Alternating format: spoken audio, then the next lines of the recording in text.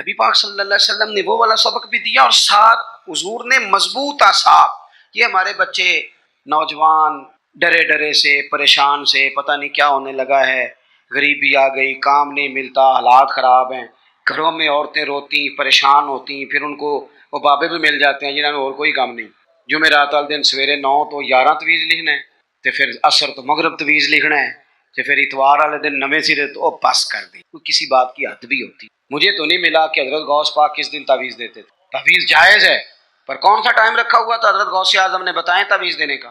کوئی بتائے حضرت بہاؤالحق نقشبند بخاری کس تاریخ کو تعویذ لکھتے تھے؟ خواجہ اجمیر کی کون سی تاریخ تھی تعویذوں کی؟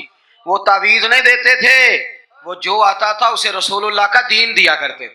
اللہ تبارک و تعالیٰ نے قرآن حکیم میں ارشاد فرمایا ہے کہ اے میرے مومن بندو، زندگی میں جب تمہیں مشکلات گھیر لیں، آزمائشیں چاروں طرف سے تمہارا گھیراؤ کریں، تو اس موقع پر اگر تم چاہو کہ کوئی چیز تمہاری مددگار بن جائے تو پھر تم نے اس طرح کرنا ہے کہ صبر اور نماز سے مدد طلب کر لے۔ یا ایھا الذین آمنوا استعینوا بالصبر والصلاۃ، اے ایمان والو صبر اور نماز سے استعانت کرو، مدد مانگو۔ ان اللہ مع الصابرین، بے شک اللہ صبر کرنے والوں کے ساتھ ہے۔ صبر اور نماز سے تم مدد طلب کرو، مدد مانگو، اللہ صبر کرنے والوں کے ساتھ ہے۔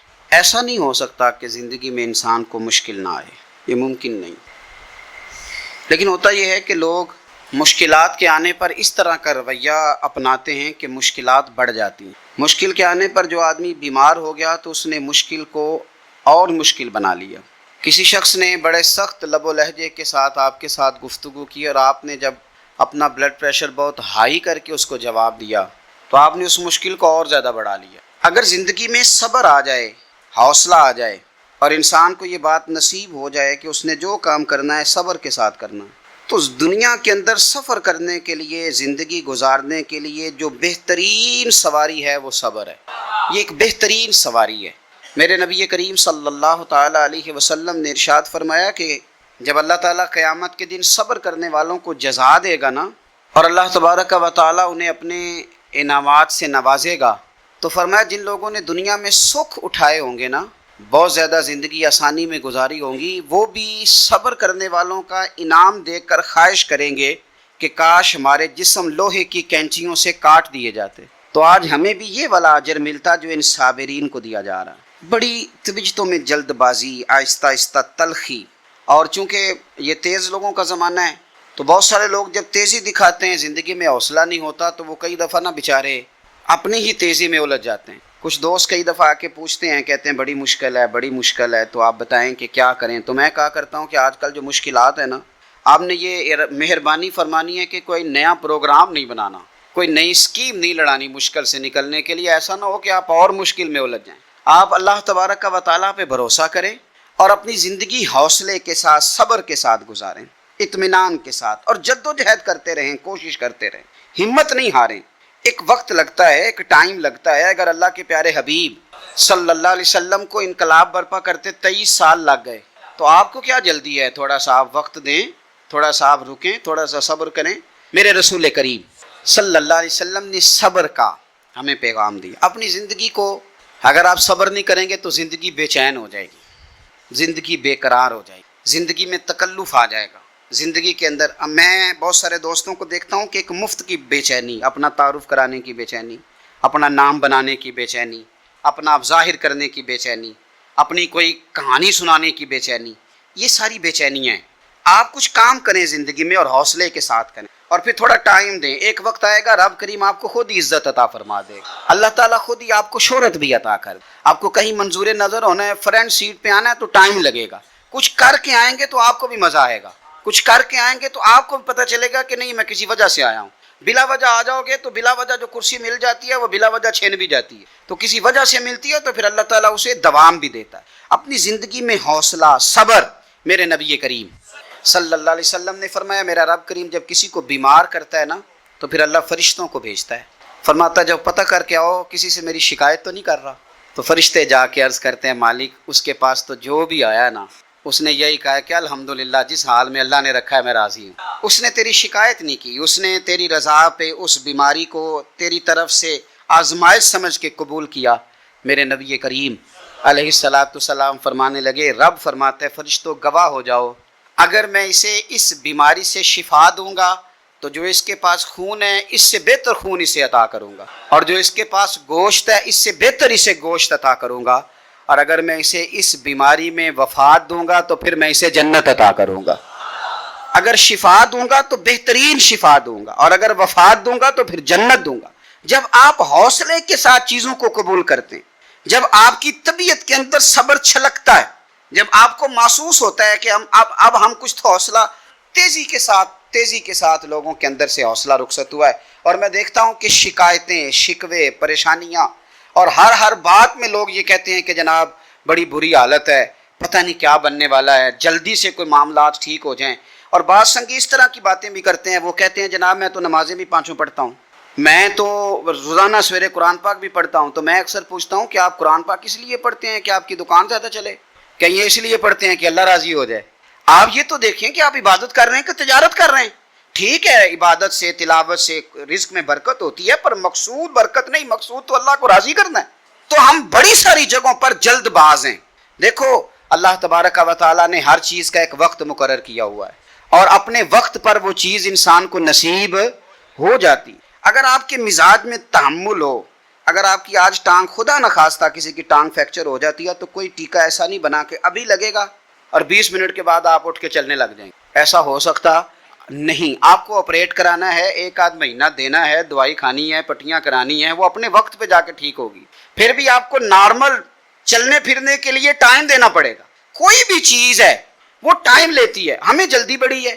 میرے نبی کریم صلی اللہ تعالیٰ علیہ وآلہ وسلم نے ارشاد فرمایا کچھ لوگ ایسے ہوں گے قیامت کے دن کہ اللہ تعالیٰ کی طرف سے منادی ہوگی، اس کو امام غزالی نے احیاء العلوم میں لکھا ہے، منادی ہوگی کہ فضیلت والے لوگ کدھر ہیں؟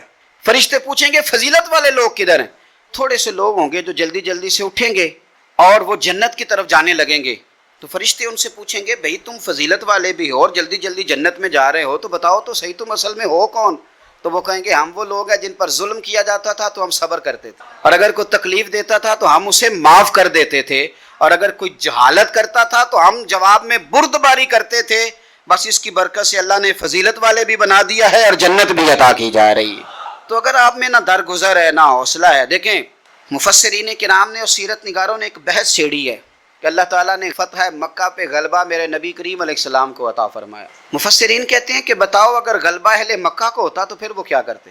اگر خدا نہ خواستہ ان کی طرف معاملات جاتے تو کیا حال ہوتا؟ اب حضور آئے ہیں مکہ مکرمہ کے اندر فاتح بن کے، کئی دفعہ نہ سکھ بھول جاتے ہیں، دکھ نہیں بھولتے۔ کسی کمرے سے آپ ڈر گئے ہو نا کسی وقت، تو آپ دوبارہ جب بھی اس کمرے میں جائیں وہ ایک چھوٹا سا خوف ضرور محسوس ہوتا ہے۔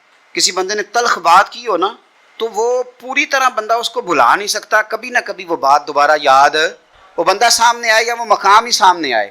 تو اہل مکہ نے تو کوئی کسر نہیں چھوڑی تھی، قریش نے رعد کر دی تھی۔ اب سرکار گھوڑے پہ بیٹھے ہیں اور سارے ہاتھ باندھے سامنے کھڑے ہیں، تو ساری چیزیں میرے نبی پاک کے سامنے، لیکن ذرا میرے محبوب کا صبر دیکھنا۔ پوچھا جا رہا ہے کہ یا رسول اللہ آپ کیا سلوک کریں گے؟ تو حضور نے کیا فرمایا؟ فرمایا وہ سلوک کروں گا جو جناب یوسف نے اپنے بھائیوں کے ساتھ کیا تھا۔ حضرت یوسف نے کیا سلوک کیا تھا؟ جناب یوسف علیہ السلام کے بھائیوں نے تھپڑ بھی مارے، کنویں میں بھی پھینکا، بیچ بھی دیا۔ بڑا مشکل کام ہوتا ہے بک جانا، کسی شہزادے کی بولی لگے مصر کے بازار میں، اور یار اس درد کو سمجھو، کسی کے گھر کی بولی لگ رہی ہو تو عورتیں تڑپ اٹھتی ہیں، کسی بندے کی بولی لگ رہی، اتنی تکلیف سے ہی حضرت یوسف نے اب بادشاہ بن گئے، قحط پڑ گیا سارے علاقوں میں۔ حضرت یوسف اللہ کے نبی تھے، انہیں پہلے سے خبر تھی قحط پڑے گا، انہوں نے غلہ جمع کر لیا۔ اب چوکیاں بنا دی، باہر سے لوگ آئیں گے مصر میں غلہ خریدنے، تو آپ نے فرمایا جو جس علاقے سے بھی آئے اسے پوچھنا کہاں سے آیا ہے اور کیا لے کے آیا ہے، سونا لایا، چاندی لایا کہ کیش لایا، پوچھنا۔ لیکن فرمایا جب آئے نا کنان کے لوگ، بھائی بھائیاں دے ویری ہوندے پر بھائی بھائیاں دیاں باواں، اگر کنان کے لوگ آئے نا یعنی بھائی آئے، ان کو تو نہیں نا بتایا فوجیوں کو کہ بھائی آئے، فرمایا اگر کنان والے آئے نا تو یہ پوچھ لینا کہاں سے آئے ہیں، اور اگر وہ کہیں کنان سے آئے ہیں تو پھر یہ نہ پوچھنا کیا لے کے آئے ہیں، ان کا پردہ قائم رکھنا، یہ نہ پوچھنا کیا، بس آنے دینا۔ اور وہ آ گئے، ان سے پوچھا نہیں کسی نے، جب آ گئے تو حضرت یوسف نے بہانے سے بھائی بھی روک لیا، غلہ بھی زیادہ دیا، اور جو انہوں نے پیسے دیے تھے وہ بھی دوبارہ بوریوں میں ڈال دیے، پھر اپنے والد کو اور بھائیوں کو بلا بھی لیا، بات طے بھی ہو گئی۔ تو اب بھائی گردنیں جھکا کے کھڑے تھے، یوسف ہمارے ساتھ کیا سلوک کرنا ہے؟ تو کہا کچھ بھی نہیں کرنا، تم میرے بھائی ہو۔ میرے رسول کریم صلی اللہ تعالی علیہ وآلہ وسلم نے فرمایا مکے والوں تمہارے ساتھ وہی سلوک کروں گا جو جناب یوسف نے اپنے بھائیوں کے ساتھ کیا تھا. میرے بھائی تھوڑا صبر تو پیدا کر نا, حوصلہ پیدا کر. پہلے حضرت یوسف بھائی تھے اور جب جناب یوسف نے معاف کیا تو پھر بھائی سجدوں میں گر گئے, پھر کیفیت اور ہو گئی. اس زمانے میں سجدہ تعظیمی جائز تھا تو وہ تعظیم کرنے لگے. جب آپ نے صبر ہوتا ہے تو لوگ آپ کی تعظیم کرنے لگتے ہیں, آپ کی عزت بننے لگتی ہے, آپ کا وقار بڑا ہوتا ہے. سنو, حضرت یحییٰ بن معاذ رحمۃ اللہ تعالی علیہ فرماتے ہیں میرا رب میری دعائیں بڑی قبول کرتا تھا. میں جو اپنے مالک کی بارگاہ میں عرض کرتا میرا اللہ قبول فرما لیتا. فرماتے ہیں میں نے ایک بندہ دیکھا تو وہ کوڑ کا مریض تھا اور اس کے کپڑے بھی لگتا تھا کہ اس کا وجود کھار ہیں, لیکن وہ بیٹھا تھا ایک کنارے جھونپڑی میں. میں نکلا ہوا تھا انار تلاش کرنے کہ کوئی انار مل جائے. صبح سے میری بڑی تلاش تھی اور میں نے کئی جگہوں پہ ڈھونڈا تو انار نہیں ملا. کہتے ہیں میں اس جھونپڑی کی طرف آیا تو میں نے اسے دیکھا تو اس کے قریب جا کے مجھے بڑا رحم آیا. تو میں نے اسے کہا میں تیرے لیے دعا نہ کر دوں اللہ تجھے شفا دے دے. تو کہتے ہیں وہ مجھے کہنے لگا آپ مہربانی کریں, آپ میرے لیے دعا نہ کریں, میرے رب نے مجھے جس حال میں رکھا ہے میں اس حال میں ہی راضی ہوں اور اللہ کے فضل سے میں صبر کر کے بیٹھا ہوں. البتہ آپ بڑے بے چین ہیں, صبح سے انار ڈھونڈ رہے ہیں, آپ اپنے لیے دعا کریں اللہ آپ کی یہ خواہش دور کر دے. آپ بڑے پریشان ہیں, صبح سے تلاش کر رہے ہیں, آپ کو انار نہیں مل رہا. آپ صبح سے تلاش جتن ہر کوئی کھیڈے او کدی ہارن بھی کھیڈ فقیرہ. یہ تو ساری دنیا ہی کھیلتی ہے کہ جیتنے کے لیے جتن تے ہر کوئی کھیڈے کدی ہارن بھی کھیڈ فقیرہ. اور جتن دا مول کوڈی پیندئی ہارن دا مول ہیرا.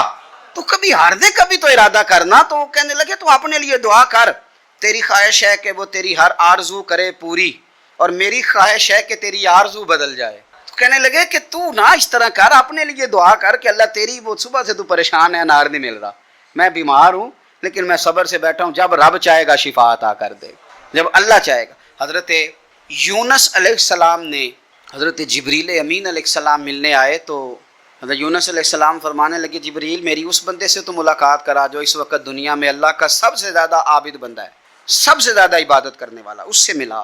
حضرت جبریل کہنے لگے آئیے لے چلتے ہیں. تو جناب جبریل لے گئے. جب لے کے گئے تو اس بندے کے دونوں ہاتھ بھی کوئی نہیں تھے, دونوں پیر بھی نہیں تھے, اس کا وجود سارا تکلیف سے کٹا ہوا تھا اور اس کی آنکھیں بھی نہیں تھیں. تو حضرت یونس علیہ السلام فرمانے لگے اے جبریل امین علیہ السلام میں نے تو کہا تھا عابد بندے کے پاس لے آئے, آپ بیمار کے پاس لے آئے. کہا یہ وہ بندہ ہے جس کو اللہ تعالیٰ نے سب سے زیادہ عبادت کرنے والوں میں لکھا ہے, ذرا آئیے اس سے بات کرتے ہیں. گفتگو شروع ہوئی تو حضرت جبریل کہنے لگے آپ کی آنکھوں کا کیا بنا؟ تو وہ کہنے لگا کیا بننا تھا, جب تک میرے رب نے چاہا میں دنیا دیکھوں اس نے دکھائی, اور جب اس نے کہا کہ اب تیرے لیے بہتر نہیں تو وہ آنکھیں لے گیا تو جے سونا ہی میرے دکھ وچ راضی تے میں سکھ نو چلے ڈاواں وہ لے گیا. وہ جب تک اس نے چاہا میرے ہاتھ کام کریں تو کیے, جب اس نے چاہا نہیں ٹھیک تو وہ لے گیا. جب اس نے چاہا میرے پیر چلے تو پیر چلتے رہے, لیکن اب رب بھی چاہتا ہے نہ چلے, تو اگر وہ چاہتا ہے نہیں چلے تو ٹھیک ہے, ہم بھی چاہتے ہیں نہ ہی چلے. ختم ہو گئی بات. جس بات پہ رب راضی اس میں ہم بھی راضی. حضرت سیدنا یونس علیہ السلام فرماتے ہیں میں سمجھ گیا یہ واقعی اللہ کا سب سے زیادہ عبادت گزار بات. لیکن یہاں شکوے پریشانیاں ہی پریشانی, ذرا سی بات پہ تکلیف, وہ آنسو جو صرف مصطفیٰ کے لیے بہانے چاہیے وہ ہم نے اپنی چھوٹی چھوٹی پریشانیوں کے لیے, رزق کے لیے, اس کے لیے ہم نے وہ بہا دیے. میرے مصطفیٰ کریم صلی اللہ تعالیٰ علیہ وسلم کے صحابی حضور کے سامنے کھڑے ہیں, نسائی میں حدیث ہے, اور ان کے ساتھ ان کا چھوٹا سا بچہ ہے. یہ بچے بڑے پیارے ہوتے ہیں, ہائے ہائے, یہ بڑا, میری اماں جی کہا کرتی تھی پتر بڑے میٹھا میوہ, بچے بڑے پیارے ہوتے ہیں. چھوٹا سا بچہ ساتھ تھا تو حضور فرمانے لگے اس صحابی سے کہ بڑا پیار ہے تجھے بیٹے سے؟ اس نے کہا حضور بڑا ہی پیار ہے. کچھ دن گزرے تو صحابہ کرام فرماتے ہیں اس آدمی کا بیٹا انتقال کر گیا, اس کا بیٹا انتقال کر گیا. میرے نبی پاک صلی اللہ علیہ وسلم اس کے پاس آئے, فرمایا تکلیف میں ہو؟ بول نہ سکا پر آنسو نکل آئے. یا رسول اللہ صلی اللہ تعالیٰ علیہ وسلم میں بڑی تکلیف میں ہوں. تو حضور نے فرمایا کیا تو پسند کرتا ہے کہ جب تو جنت میں جائے تو جس دروازے سے بھی داخل ہونے لگے تیرا بیٹا سامنے کھڑا ہو اور تیرا انتظار کر رہا ہو, تیرا پتر سامنے کھڑا ہو, پسند کرتا ہے؟ تو وہ کہنے لگا حضور میں پسند کرتا ہوں. تو حضور نے فرمایا پھر تیرا بیٹا تیرا انتظار کرے گا. قریب صحابہ کھڑے تھے, کہا یا رسول اللہ یہ اس کے لیے ہے یا جس کا بھی بیٹا انتقال کر جائے سب کے لیے ہے؟ تو میرے محبوب نے فرمایا یہ سب کے لیے. جس کا بھی بیٹا دنیا سے جائے گا وہ جنت میں پہلے اپنے ماں باپ کے انتظار کے لیے کھڑا ہوگا. میرے نبی پاک علیہ السلام نے فرمایا تو صبر تو کرنا, اگر اولاد کا جانا غم بہت بڑا ہے تو پھر دیکھ اللہ تبارک اور حضور نے ایک اور حدیث بھی بیان فرمایا جب اللہ تعالیٰ کے فرشتے حضرت اسرائیل علیہ السلام کسی کے بچے کی روح قبض کرتے ہیں نا، تو وہ قبض کر کے آتے ہیں تو اللہ فرماتا ہے بتاؤ میرا بندہ کیا کہہ رہا تھا، تم اس کے جگر کا ٹکڑا لے آئے ہو، اس نے کیا کہا تھا؟ ایسا تو نہیں نا کہ مالک بے خبر ہے، وہ تو سارا کچھ جانتا ہے نا، بتاؤ وہ کیا کہتا تھا؟ تو فرشتے عرض کرتے ہیں مالک وہ تیری رضا پہ راضی تھا، وہ کہہ رہا تھا انا للہ و انا الیہ راجعون، اس نے الحمدللہ کہا تھا، تو اللہ فرماتے ہیں پھر جنت میں اس کے نام کا ایک محل بناؤ جس میں اسے بھی رکھوں گا اس کی اولاد کو بھی رکھوں گا۔ تو صبر کی جو جزا ہے، حوصلے کی جو جزا ہے، بالخصوص ملت کے جوانوں کے اندر حوصلہ کم ہے، ان کو بڑی جلدی ہے۔ میرے عزیزو، آپ بکھر جائیں گے، آپ ٹوٹ جائیں گے۔ ہمارے بچے چور دروازہ اختیار کرتے ہیں دنیا میں کمائی کرنے کا، چور دروازہ اختیار کرتے ہیں شہرت حاصل کرنے، چور دروازے سے آگے جانا چاہتے ہیں۔ آپ انتظار کریں، آپ اپنے رب کریم پہ بھروسہ رکھیں، اللہ جو آپ کے لیے فیصلہ کرے گا وہ بڑی شانوں والا کرے گا، رب کریم جو چیز آپ کو دے گا وہ بڑی شانوں والی دے گا، لیکن تھوڑا سا انتظار، تھوڑا سا وقت دیں، تھوڑا سا ٹائم لگتا ہے بہت سارے کاموں کو۔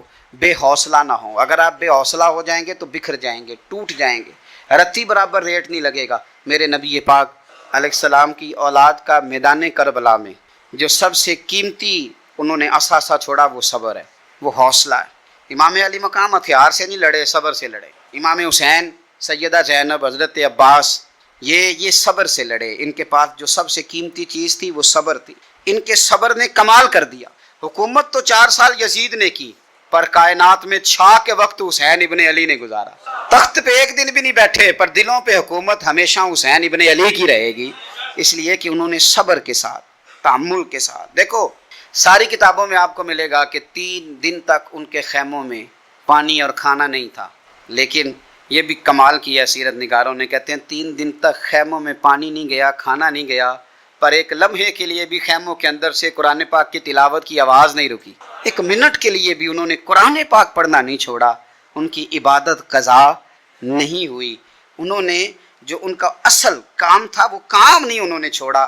اگر صبر، حوصلہ، اطمینان ان کے پاس نہ ہوتا تو پھر یہ منظر آج سامنے، اور وہ بے حوصلہ تھے، وہ تو کبھی 10,000 بیچتے تھے تو کبھی 22,000 بیچتے تھے، تو کبھی عمر بن سعد کچھ کہتا تھا، چونکہ حوصلہ نہیں تھا، دلیری نہیں تھی۔ اور یہاں یہ کیفیت تھی کہ حضرت قاسم بن حسن آ کے امام حسین کی بارگاہ میں کہتے تھے کہ چاچا 4 قطرے پانی کے مل جائے نا تو یہ 22,000 کا لشکر کوئی شے نہیں میرے سامنے۔ لیکن بحیثیت انسان گلا خشک ہو گیا ہے، کمزوری غالب آتی جا رہی ہے، چند قطرے پانی کے ایک منٹ کے لیے بھی، اور کسی جگہ بھی آپ کو، کسی جگہ بھی، نہ امام حسین، نہ سیدہ زینب، نہ بعد میں امام زین العابدین، کسی جگہ بھی آپ کو شکوہ کرتے نظر نہیں آئیں گے، وہ اللہ کی رضا میں راضی رہے۔ انہوں نے صبر کی، حوصلے کی اعلیٰ مثال قائم کر کے معاشرے کے سامنے رکھی۔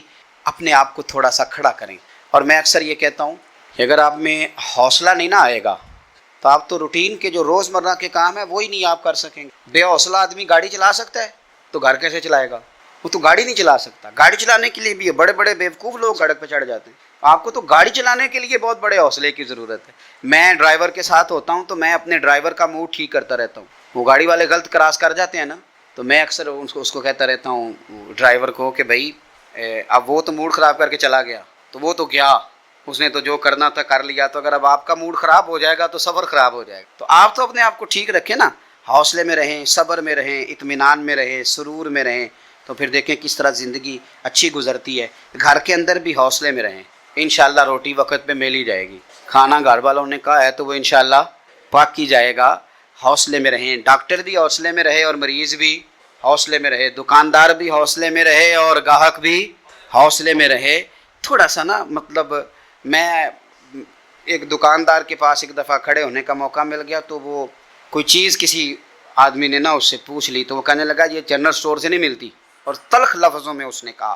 تو اب وہ جو سامنے کھڑا تھا وہ بھی تو آخر ہم کہتے ہیں نا میں کسی سے کام تو نہیں نا، تو میں نے پھر اس کا بازو تھاما، میں نے کہا یہ بیچارہ تھوڑا پریشان بھی ہو سکتا ہے، کسی تکلیف میں بھی ہو سکتا ہے، تو آپ مہربانی، آپ یقین کریں کہ ابھی ہم وہیں کھڑے تھے، بات کر ہی رہے تھے، تو اس تک آواز بھی نہیں جا رہی تھی، لیکن وہ بندہ خود بخود ہی صرف 2-4 منٹ کے اندر اندر کہنے لگا یار ناراض نہ ہونا، بڑا پریشان کیا ہوا ہے بعض چیزوں نے، تو یہ جو چیز آپ طلب کر رہے تھے میں نے تلخی سے بات کر دیا، یہ میرے پاس نہیں ملتی، یہ میڈیکل سٹور سے ملے گی۔ تو اگر وہ اسی وقت اس کو جواب دے دے تو تلخی ہو جائے، تھوڑا سا اگر آپ حوصلہ کر لیں گے تو امید ہے کہ سامنے والا واپس، آپ تھوڑا سا زندگی میں اطمینان کریں، تھوڑا سا سکون کریں، تھوڑا سا. میرے پاس رات کو 4-5-6 ڈاکٹر آ گئے تھے، تو میں ان سے کہہ رہا تھا کہ آپ دوائی بھی ضرور لکھیں، پر تھوڑا سا نا مریضوں سے ہنس کے بولا کریں، آپ کی مہربانی. آپ روز مریض دیکھتے ہیں تو آپ عادی ہو جاتے ہیں. تو جو لواحقین ہوتے ہیں ان کے گھر میں پہلی دفعہ مریض ہوا ہوتا ہے، وہ پریشان ہوتے ہیں. اب چونکہ آپ کا روٹین کا کام ہے، آپ کو اتنی ٹینشن نہیں ہوتی. آپ کو پتہ ہوتا ہے کہ ابھی ٹانگ خدا نخواستہ ٹوٹ گئی ہے تو اس کا ایکس رے ہوگا، فلانا کام ہوگا، تو یہ ہر چیز اپنے ٹائم پہ. آپ ٹھیک ہیں، لیکن اگر آپ تھوڑا سا تیز 2 قدم چلنے لگ جائیں، بھاگ کے ادھر جائیں، بھاگ کے ادھر آئیں، تو مریض والوں کا حوصلہ ہو جائے گا کہ نہیں ڈاکٹر بڑا بھاگ دوڑ کر رہا ہے ہمارے لیے. لیکن اگر آپ کہہ دیں گے بیٹھ جاؤ آرام سے ہو جاتا ہے سارا کچھ، تو وہ کہتے ہیں اس کو تو پرواہ کوئی نہیں. تو زندگی میں صبر کریں، تحمل کریں، اور اپنے آپ کو بردبار بنا لیں. بس صبر آ گیا تو انشاءاللہ وقار آ جائے گا، انشاءاللہ عزت آ جائے گی. اللہ سمجھنے کی توفیق عطا فرمائے. آخر دعوانا ان الحمدللہ.